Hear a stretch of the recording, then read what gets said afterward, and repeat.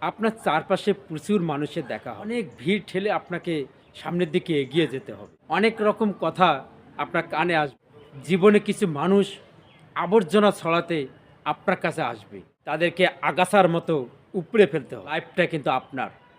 এই বাউন্ডারিটাও আপনাকেই দিতে হবে। নেগেটিভ যেখানে দেখবেন সঙ্গে সঙ্গে সেখান থেকে সরিয়ে নিতে হবে। খারাপ লাগলেও আপনার কাছের অনেক মানুষ আপনাকে খারাপ দেখতে চায়। সহানুভূতির মলম আপনার কাটা ঘায়ে নুনের ছিটা দিয়ে তারা একটু দেখতে চায়। সিম্পল। সেই সুযোগটি আপনি কখনোই দিবেন না। তাকে নিয়ে যখন বাকিরা সমালোচনায় ব্যস্ত থাকবে, আপনি একটা সাহিত্যের বই পড়ুন। আপনি নিজের কাজ করুন, ঘর গোছানো কাজ করুন। আপনি নিজের মতো করে আপনি নামাজ পড়ুন, পূজা করুন।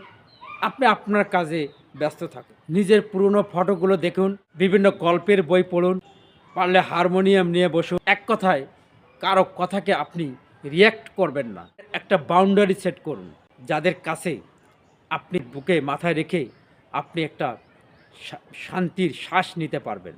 যাদের সামনে আয়নার মতো স্বাচ্ছন্দ্য বোধ করবেন। কথা শুধু মনে রাখবেন, জীবন অনেক সুন্দর।